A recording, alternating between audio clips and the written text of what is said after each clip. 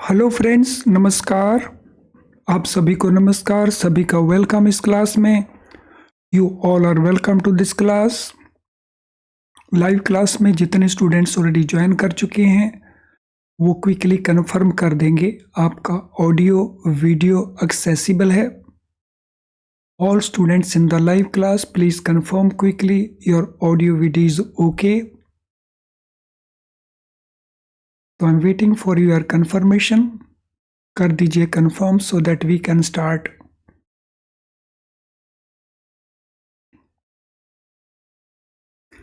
तो चलिए शुरू करते हैं आज का डिस्कशन। आज का हमारा डिस्कशन बेस बिल्डिंग क्लास है, यानी कॉन्सेप्ट बिल्डिंग क्लास है, जिसमें हम कॉन्सेप्ट को भी करेंगे और क्वेश्चंस को भी करेंगे। और ये हमारा कंटिन्यूशन है चैप्टर नंबर 1 का। सो चैप्टर नंबर 1 में अब हमारा जो नेक्स्ट सब टॉपिक है वो है लीज फाइनेंसिंग। लीज फाइनेंसिंग क्या होता है?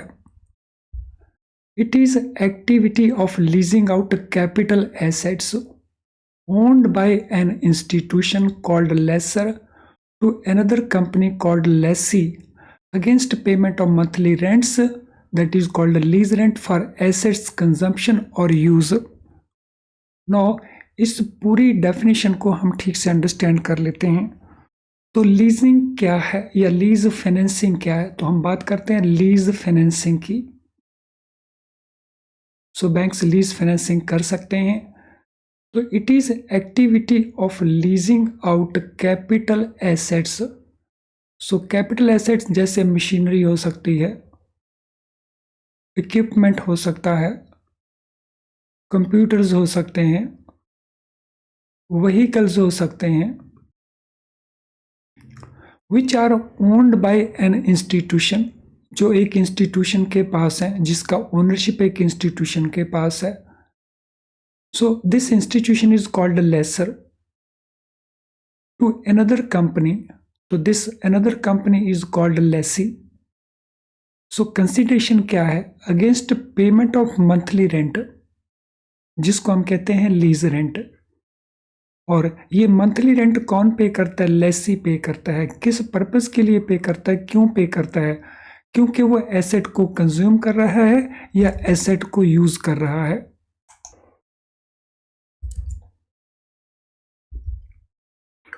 The lessor does not enjoy use of asset but it is owner. जो लेसर कंपनी है, लेसर इंस्टीट्यूशन है, वो एसेट को यूज नहीं करती but they are owners of that asset.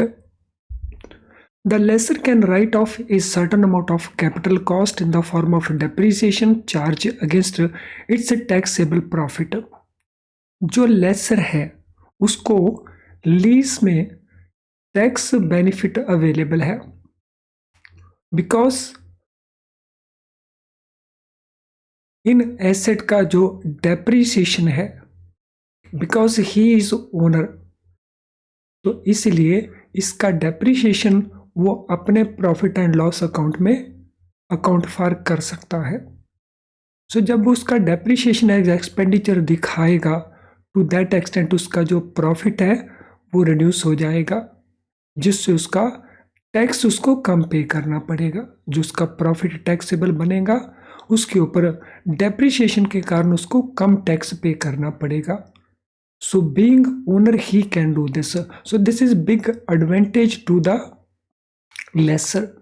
इसके अलावा लेसर को मिलता है मंथली रेंट, तो वो रेंट भी उसकी इनकम है। So on one side rent उसकी इनकम है उस एसेट के ऊपर, और दूसरा डेप्रिसिएशन के कारण उसको उसका जो टैक्सेबल प्रॉफिट है तो उसमें एक्सपेंडिचर वो दिखाता है, हेंस उसको कम टैक्स पे करना पड़ता है। नो एडवांटेज टू लीजी, जो लीजी है, जो रेंट पे कर रहा है, जो यूज कर रहा है उस एसेट को, उसको क्या एडवांटेज है? Use of asset without incurring the capital cost, thus saving on cost of capital. तो लेसी जो है एसेट को यूज कर पा रहा है, मशीनरी को यूज कर पा रहा है, और मशीनरी के लिए उसने कोई कैपिटल अरेंज नहीं की, so there is no capital cost. So this mean वो कैपिटल कॉस्ट सेव कर पा रहा है, बिकॉज इसके लिए अगर वो लोन लेता तो लोन के ऊपर उसे इंटरेस्ट पे करना पड़ता, और वो कैपिटल लेके आता तो कैपिटल के ऊपर उसको जो अपॉर्चुनिटी अर्निंग थी वो लूज कर जाता. So to that extent he is saving on that. तो this is one advantage. Lease rentals are business expenses. तो जो रेंट पे कर रहा है वो बिजनेस का एक्सपेंडिचर माना जाता है. क्योंकि वो बिजनेस का एक्सपेंडिचर है तो उससे उसके जो प्रॉफिट्स हैं वो रिड्यूस हो जाते हैं, और उस कारण उसकी जो टैक्स की लायबिलिटी है वो रिड्यूस हो जाती है. सो बिकॉज वो लीज रेंटल्स को एक्सपेंडिचर ले सकता है, एज ए रिजल्ट तो उसकी जो टैक्स लायबिलिटी है वो रिड्यूस हो जाती है. सो लेसर की टैक्स लायबिलिटी रिड्यूस होती है क्योंकि वो डेप्रिसिएशन चार्ज कर सकता है. लेसी की टैक्स बेनिफिट है क्योंकि वो लीज रेंटल्स को बिजनेस एक्सपेंसेस दिखा करके उस अपने प्रॉफिट को कम करता है और उसके ऊपर कम टैक्स पे करता है. Since there is no capital cost this not impact liability side of the balance sheet. क्योंकि उसको कैपिटल नहीं लेके आना पड़ता, इसीलिए बैलेंस शीट की जो लायबिलिटी साइड है जहाँ पे कैपिटल अपीयर होता है बैलेंस शीट में, तो लायबिलिटी साइड में भी उसका इम्पैक्ट नहीं बनता है. Creditworthiness of lessee is maintained at a higher level facilitating it to the borrower further. इससे क्योंकि उसको एक्स्ट्रा कैपिटल नहीं लेके आनी पड़ती, उसकी एक्स्ट्रा लायबिलिटी नहीं बनती, इसीलिए तो उसकी जो क्रेडिट वर्दीनेस है तो वो बेटर रिफ्लेक्ट होती है. तो उसके बेसिस के ऊपर वो फर्दर बोरिंग कर सकता है. तो these are the advantages to the lessee and these are the advantage to the lessor. और लीज फाइनेंसिंग क्या होती है, सो उसका डेफिनेशन हमें यहाँ पे मिलता है. अब इस चैप्टर में हमारा जो नेक्स्ट पार्ट है वो प्लास्टिक मनी को लेकर के है. What is plastic money? So plastic money is in the form of credit cards and other type of cards which has become a preferred mode of payments. आजकल बहुत सारे लोग जो पेमेंट्स करते हैं अदर देन कैश पेमेंट करते हैं, और उसके लिए वो यूज़ करते हैं इधर क्रेडिट कार्ड और डिफरेंट टाइप ऑफ कार्ड्स. तो ये जो क्रेडिट कार्ड्स हैं या दूसरे कार्ड्स हैं जो प्रेफर्ड मोड ऑफ पेमेंट्स है, तो इन्हीं को हम कहते हैं प्लास्टिक मनी. अब इसमें डिफरेंट टाइप के कार्ड्स कौन कौन से. सो सबसे पहले हम बात करेंगे चार्ज कार्ड क्या होता है. Charge card is an electronic payment card where card holder is not charged interest but needs the user to pay the balance due in full upon receipt of statement, usually every month. So charge card क्या है, एक electronic payment card है. तो यहाँ पे जो card holder है वो इंटरेस्ट पे नहीं कर रहा होता, लेकिन उसको जो ड्यू बैलेंस है वो फुली पे करना पड़ता है ऑन रिसीविंग द स्टेटमेंट. और ये statement normally every month receive होती है. बट इसके अंदर जो होल्डर है यानी कार्ड होल्डर है तो ही हैज़ टू पे हाई एनुअल फी.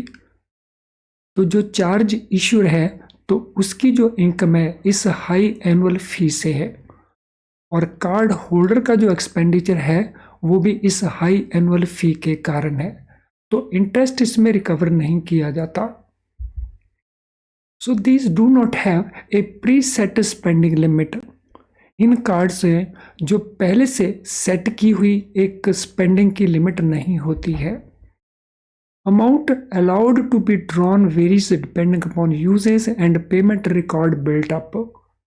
कितना अमाउंट उसको परमिट किया जाएगा यूज करने के लिए, तो ये डिपेंड करेगा कि पास्ट में उसने कितना यूज़ किया, कैसे यूज़ किया, और वेदर उसने जो पेमेंट की ऑन टाइम पेमेंट की या ऑन टाइम पेमेंट नहीं की. सो दैट मीन उसकी जो क्रेडिट हिस्ट्री है तो उसके ऊपर डिपेंड करेगा how much amount he will be permitted to be utilising.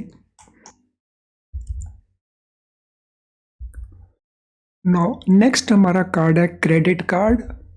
So credit card facilitates the card holder to utilise the sanctioned credit limit.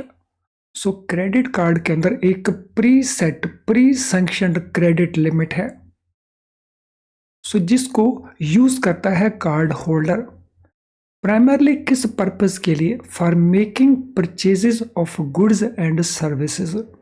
Goods and services की purchase करने के लिए इन कार्ड्स को वो यूज करता है। अब क्रेडिट कार्ड में और चार्ज कार्ड दोनों के अंदर बेसिक डिफरेंस क्या है? So what is the basic difference? In case of a charge card, entire outstanding amount is to be paid within the specified period. तो चार्ज कार्ड के अंदर जितना भी आउटस्टैंडिंग अमाउंट है एंटायरली उसको पे करना है। लेकिन अगर हम देखते हैं क्रेडिट कार्ड के केस में, तो he has the option to pay only part of due amount. तो ये ज़रूरी नहीं कि ड्यू अमाउंट को वो फुल्ली पे करे ऑन ड्यू डेट, तो ही कैन चूज टू पे पार्ट अमाउंट ऑल्सो। और क्रेडिट कार्ड के जो आउटस्टैंडिंग है उसके ऊपर उसको इंटरेस्ट भी पे करना पड़ता है। तो चार्ज कार्ड के केस में हमने नोट किया था no interest is payable, but in case of credit card on the outstanding unpaid amount interest is also required to be paid.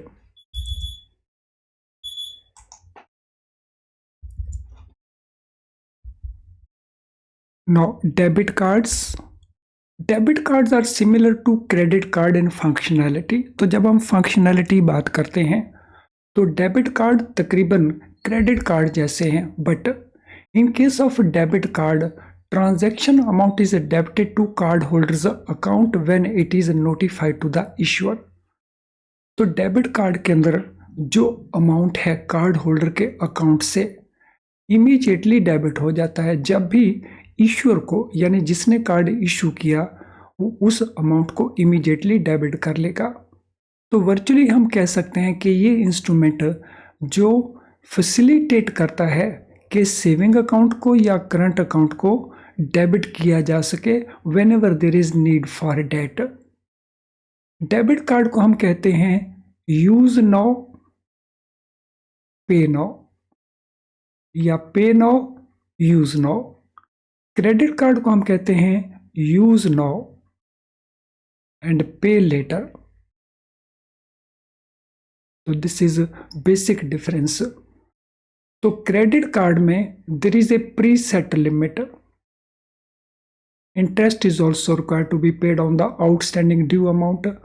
In case of debit card, so the outstanding balance in saving account or current account, so that is the amount which can be withdrawn. तो कोई limit नहीं, but it depends upon the outstanding balance, credit balance in these accounts. Now we have another type of plastic money called prepaid cards. So these are loaded with amount paid by the person purchasing the card. तो ये वो card हैं जिसमें person पैसा deposit करवाता है with the issuer. तो जिसको हम कहते हैं जिसको हम कहते हैं अमाउंट को लोड कर देना। सो अमाउंट को लोड किया जाता है, that amount is paid by the person who is purchasing that card. These cards can be given to third persons also who can use these for making purchases from merchants. तो ये card एक person amount पे करता है और वो दूसरे persons को भी इसे दे सकता है for making use of the card for making the purchases. को branded cards, so it is a card which a retailer of consumer goods or services issues in partnership with a particular credit card issuer or network। तो को branded cards के अंदर जो retailers हैं consumer goods के और consumer services के, सो उन कार्ड्स को वो मिलकर के इशू करते हैं विद सम इश्यूअर और विद सम नेटवर्क। और इसमें पर्पस वही होता है टू मेक परचेजेस। तो they are called co branded. So co branded card में जो इश्यूअर हैं वो एक नहीं, तो इसमें जॉइंट इश्यूअर्स रहते हैं, एक कार्ड इश्यूअर कंपनी या नेटवर्क और दूसरा रिटेलर्स।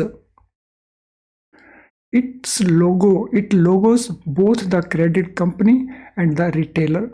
तो इसमें जो लोगो होता है वो दोनों का होता है, कार्ड इश्यूअर कंपनी का लोगो भी होगा और जो रिटेलर है कंज्यूमर गुड्स एंड सर्विसेज जो प्रोवाइड करता है तो उसका लोगो भी साथ में होगा।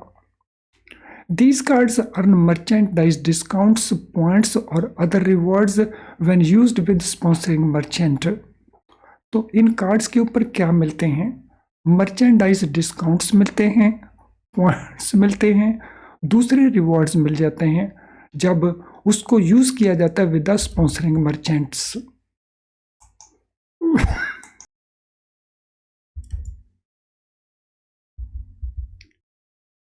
Now, इसमें नेक्स्ट पार्ट है remittance services. Remittance services are offered for facilitating funds transfer between two persons.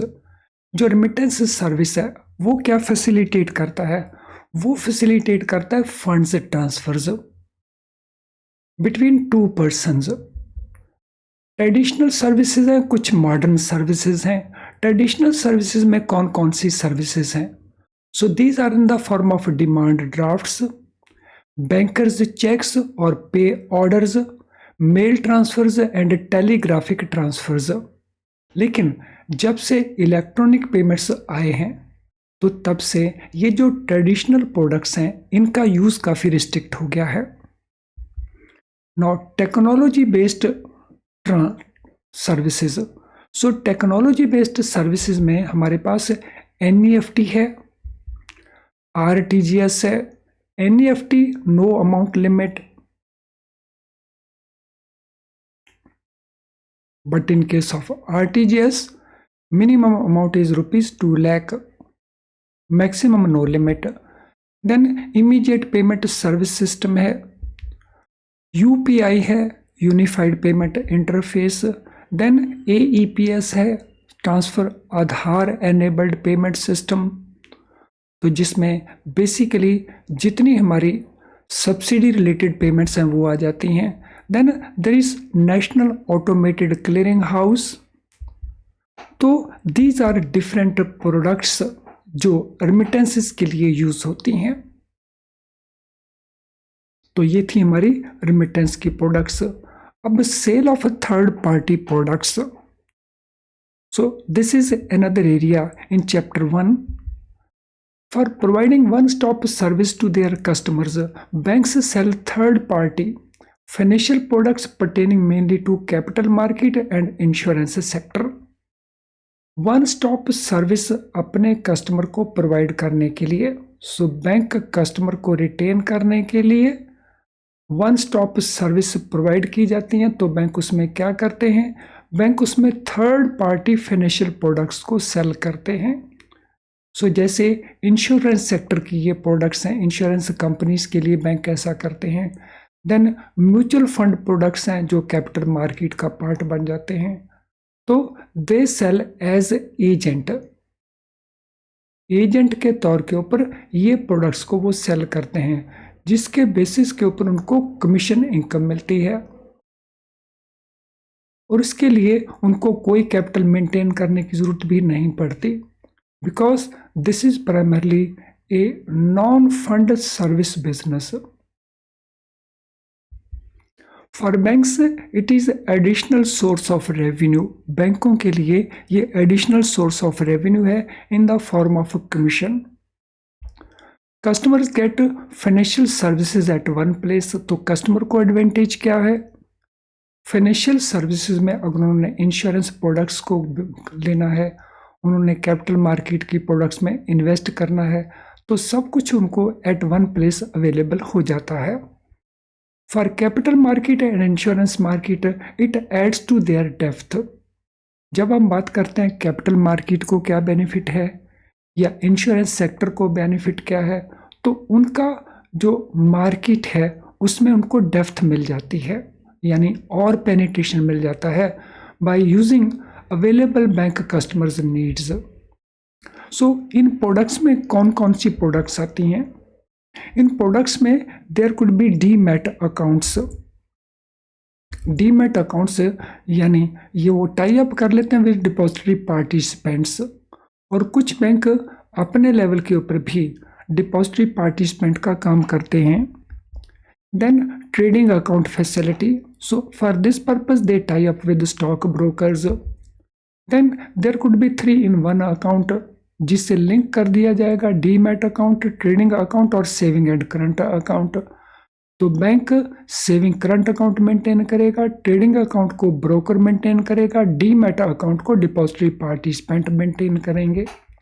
Then mutual fund products हो सकते हैं। सो यहाँ पे टाई अप होता है with various mutual fund companies, जिसके बेसिस के ऊपर ये थर्ड पार्टी प्रोडक्ट्स को सेल किया जाता है। लाइफ इंश्योरेंस पॉलिसी या जनरल इंश्योरेंस पॉलिसी, तो यहाँ पे टाई अप हो सकता है with life insurance companies. Health insurance policy, तो यहाँ पे टाई अप हो जाता है विद हेल्थ इंश्योरेंस कंपनीज। तो प्राइमरली यहाँ पे टाई अप की फॉर्म में ये अरेंजमेंट हैं, तो जहाँ पर थर्ड पार्टी फाइनेंशियल प्रोडक्ट्स की सेल की जाती है। व्हीकल इंश्योरेंस के लिए, हाउस इंश्योरेंस के लिए वो जनरल इंश्योरेंस कंपनीज के साथ टाई अप कर लेते हैं। तो कुल मिला के these are third party products जिनको बैंक से सेल करते हैं एज एजेंट। उसके लिए उनको मिलता है commission and it does not require any capital, hence it becomes non-fund based business also. So अब हम डिस्कस करेंगे इनसे रिलेटेड क्वेश्चंस को, लेकिन इनको करने से पहले this is important message for us.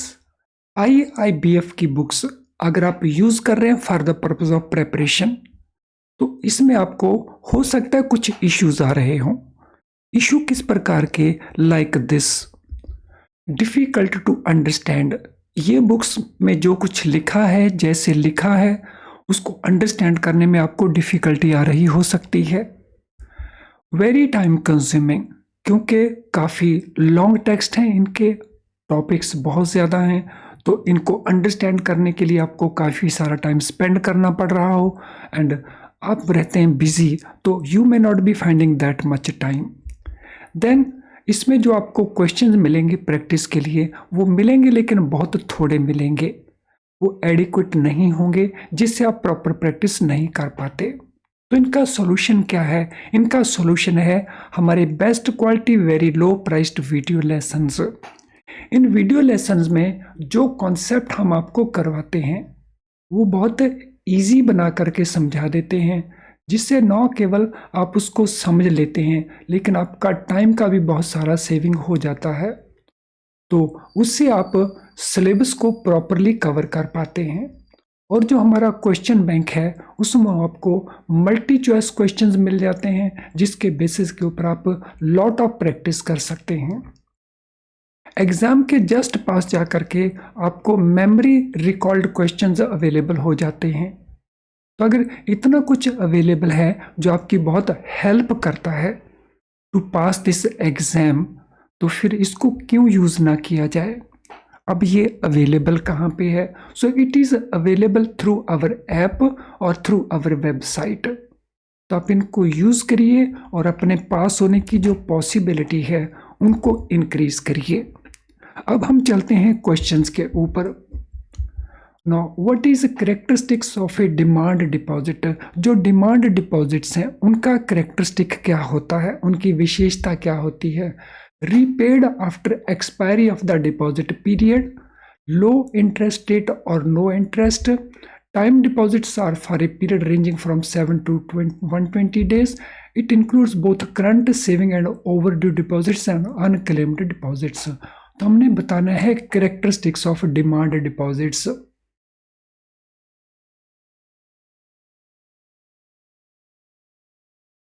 तो इनका करेक्टरिस्टिक्स क्या है? सो इनका करेक्टरिस्टिक है कि इसमें करंट है, सेविंग्स है, ओवरड्यू है और अनक्लेम्ड डिपॉजिट है। और साथ में इसका करेक्टरिस्टिक्स है कि ये लो इंटरेस्ट रेट इसको बैंक पे करते हैं या कोई इंटरेस्ट पे नहीं करते।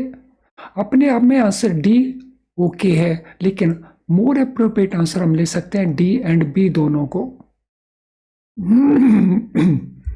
Question number 2, what is characteristics of a time deposit repaid after expiry of a deposit period, low interest rate or no interest. Time deposits are for a period ranging from 7 days to 120 days. It includes current saving, overdue deposit and unclaimed deposits. So हमारा answer इसमें कौन सा बनता है? So what is our answer? तो time deposit के characteristics में पहला, इसका जो रीपेमेंट है that is after expiry of deposit period, लेकिन वो ऑटोमेटिक नहीं है, वो डिमांड करना पड़ता है। तो इसीलिए जो मोर अप्रोप्रिएट आंसर है वो बनेगा हमारा 7 डेज टू 120 डेज का, क्योंकि इसमें वो पार्ट इनकम्प्लीट है। हम रीपेमेंट अपने आप नहीं करते, हम रीपेमेंट करते हैं when there is a demand. Which statement is correct regarding demand deposits?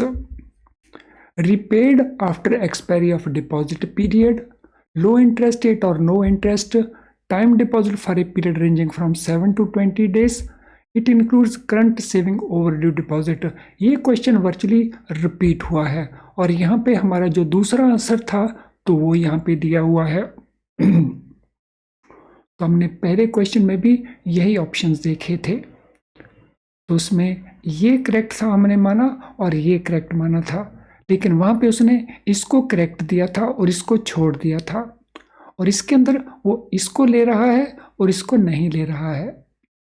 तो यहाँ पे ये 2 क्वेश्चन उसने बना दिए हैं।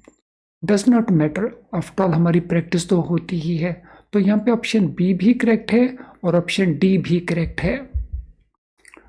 What is characteristic of a time deposit? Repaid after expiry of deposit period, high interest rate which may vary according to period, the time deposits are for a period ranging from 7 days to 120 months, it includes current saving, overdue deposits and unclaimed deposits. तो time deposit के कौन कौन से characteristics हैं? So repaid after expiry of deposit period, high interest rate इनमें मिलते हैं compare to saving और वो वेरी करते हैं अकॉर्डिंग टू पीरियड। तो ये हो गया हमारा इसका रीपेमेंट, इसका जो पीरियड है वो 7 days से लेके 120 months का है। तो यहाँ पे आंसर उसने दिया है हमारा बी, लेकिन साथ में हमारा सी आंसर भी करेक्ट है। तो बी एंड सी हम दोनों को आंसर बता सकते हैं। तो यहाँ पे कई बार जो क्वेश्चन आपको दिए जाते हैं वो इस प्रकार से दिए जाते हैं कि आप उसको आइडेंटिफाई करें कि आंसर सही दिए हैं या आंसर सही नहीं दिए हैं, और फिर उन आंसर को आपको सही करवा दिया जाता है। What is one of the functions related to initial public offering or follow-up offer for merchant banker?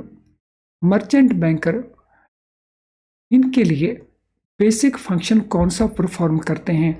Obtain regularly clearance from central bank, obtain clearance from federal trade commission, planning and timing of IPO FPO, selecting advertisement agencies for product promotion. तो one of the function related to IPO, तो वो हमने बताना है।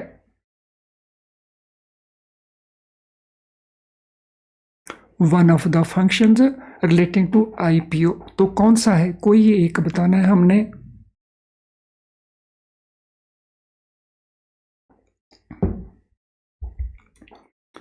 तो main जो function है वो है प्लान करना और उसका टाइमिंग सेट करना। हालांकि advertisement, selecting agency for product promotion वो भी मर्चेंट बैंकर्स हेल्प करते हैं, लेकिन बेसिक फंक्शन उसमें है planning and timing of the IPO और FPO। In lease financing what advantage does the lessee have? So lease financing के अंदर लीजी को क्या एडवांटेज रहता है? Ownership of leased assets, use of asset without incurring capital cost, full control over lessors profits, depreciation charge against taxable profits। तो हमने इसमें identify करना है लीजी को कौन सा एडवांटेज है, advantage to lessee. So what shall be the answer? So lessee को जो एडवांटेज मिलता है वो मिलता है use of asset without making investment of capital. तो वो कैपिटल कॉस्ट को सेव कर लेता है लेसी। तो फ्रेंड, आज की क्लास के साथ रिलेटेड आपका कोई भी क्वेश्चन हो तो उस क्वेश्चन को आप इस वीडियो के कमेंट बॉक्स में टाइप कर सकते हैं, तो वहीं पे हम आपको आंसर प्रोवाइड कर देंगे। और कोई आपका रिक्वायरमेंट हो तो ये हमारा ईमेल आईडी है जहाँ पे हमें मेल कर सकते हैं। आज का सेशन अगर आपको यूज़फुल नहीं लगा तो डिसलाइक के बटन को ज़रूर पुश करना, सो दैट हमें पता चल जाए कि हम गलतियाँ कर रहे हैं। लेकिन अगर वो यूज़फुल लगा है तो उसको लाइक ज़रूर करें, उसको लाइक करने में हेजिटेशन ना दिखाएं। आपके लाइक करने का मीनिंग है कि यूट्यूब उस वीडियो को और बहुत सारे लोगों को दिखाने की कोशिश करता है, तो आप बहुत सारे और स्टूडेंट की हेल्प कर रहे हो सकते हैं। अगर हो सके तो इस वीडियो के लिंक को शेयर करें अपने किसी भी सोशल मीडिया ग्रुप के अंदर। इसके अलावा अगर आपने चैनल अभी तक सब्सक्राइब नहीं किया है तो चैनल को सब्सक्राइब कर लें ताकि हमारे सारे नोटिफिकेशन आपको ऑन टाइम मिलते रहें। और नोटिफिकेशन मिलेंगे जब आप बेल आइकन भी साथ में पुश करते हैं। तो चलिए आज की क्लास को अब हम वाइंड अप करते हैं। Thank you friends and all the best.